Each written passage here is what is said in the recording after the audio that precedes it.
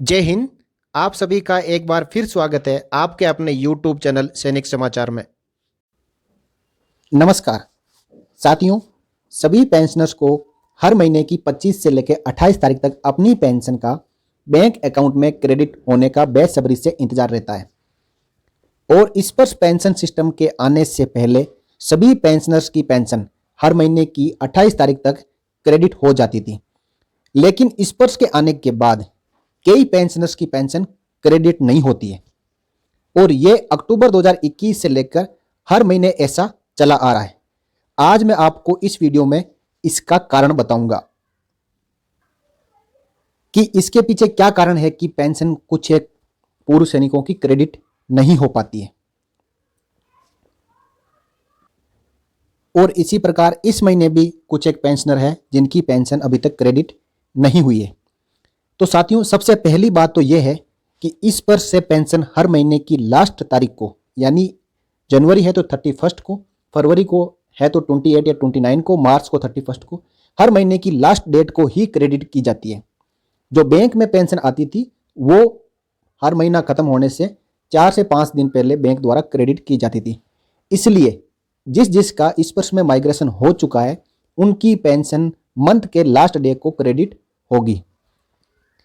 Second thing यह है साथियों कि पीसीडीए द्वारा हर महीने लगभग 1 लाख पेंशनर का बैंक से इस वर्ष में माइग्रेशन किया जा रहा है और यह रैंडम तरीके से किया जाता है। अब पर्टिकुलर मंथ में जिस पेंशनर्स का माइग्रेशन का प्रोसेस शुरू हो चुका है तो उसकी पेंशन उस महीने में बैंक अकाउंट में क्रेडिट नहीं होती है, क्योंकि इस वर्ष में माइग्रेशन के बाद एक सेट प्रोसीजर के तहत पीसीडीए द्वारा कार्रवाई की जाती है। सबसे पहले माइग्रेट हो चुके पेंशनर के मोबाइल पर माइग्रेशन का मैसेज आता है कि your pension has been migrated from bank to Sparsh PCDA pension. उसके बाद स्पर्श में अकाउंट क्रिएशन के मैसेज के साथ साथ यूजर नेम और पासवर्ड आता है। इसके आने के बाद पेंशनर्स को पेंशन डाटा वेरिफिकेशन, डिक्लेरेशन को एक्सेप्ट करने, इन सब के लिए समय दिया जाता है और फाइनली ये कार्रवाई पूरी होने के बाद आपका स्पर्श का पीपीओ नंबर जनरेट होके, स्पर्श का पीपीओ की सॉफ्ट कॉपी जनरेट होके आपके स्पर्श के लॉगिन में अवेलेबल करवाई जाती है। इस पूरे प्रोसीजर में 15 डेज से लेकर 30 डेज तक का समय लग सकता है। यदि ये प्रोसीजर उस पर्टिकुलर मंथ के स्टार्ट में ही शुरू हो जाता है, यानी आपका 1, 2, 3, 4 तारीख तक ये माइग्रेशन का प्रोसेस स्टार्ट हो जाता है, तो 70 से 80% चांस होते हैं कि पेंशन आपकी बंद नहीं होगी और स्पर्श में माइग्रेशन कंप्लीट होकर उसी महीने में स्पर्श से पेंशन आपके अकाउंट में आ जाएगी। लेकिन 20 से 30% केस में माइग्रेशन में समय ज़्यादा लग जाता है, इसलिए उस महीने की पेंशन क्रेडिट नहीं हो पाती। लेकिन नेक्स्ट मंथ की पेंशन के साथ प्रीवियस मंथ की पेंशन का एरियर भी मंथ के लास्ट डे को आपके अकाउंट में क्रेडिट हो जाता है। और इसके साथ ही साथियों 5 से 10% केसेस में पेंशन डाटा या माइग्रेशन में कुछ प्रॉब्लम होने की वजह से 2 से 3 महीने तक पेंशन नहीं आ पाती और जब भी उसका माइग्रेशन या पेंशन डाटा में जो भी एरर या प्रॉब्लम है क्लियर हो जाएगी तो उसकी पूरी पेंशन एरियर के साथ उसके पेंशन अकाउंट में आ जाती है। साथियों, इस प्रकार यदि पेंशन क्रेडिट नहीं हुई है, इस महीने भी यदि कोई ऐसे पेंशनर है जिनकी पेंशन अभी तक क्रेडिट नहीं हुई है, तो इसका मतलब या तो बैंक ने देरी की है या फिर उसका माइग्रेशन बैंक से स्पर्श में हो चुका है। जिनका हो चुका है उनका मोबाइल नंबर और ईमेल आईडी लिंक है प्रॉपरली और करेक्टली लिंक है, तब तो उनको मैसेज आ चुका होगा। लेकिन जिनका मोबाइल नंबर या ईमेल आईडी अपडेट नहीं था पीसीडीए पेंशन इलाहाबाद के पेंशन डाटा के साथ, तो उनका मैसेज नहीं आया होगा। तो इसके लिए साथियों आपको अपना माइग्रेशन का ट्रैक स्टेटस पता करना पड़ेगा। आपको ट्रैकिंग से पता चल जाएगा कि आपकी पेंशन का स्टेटस क्या है।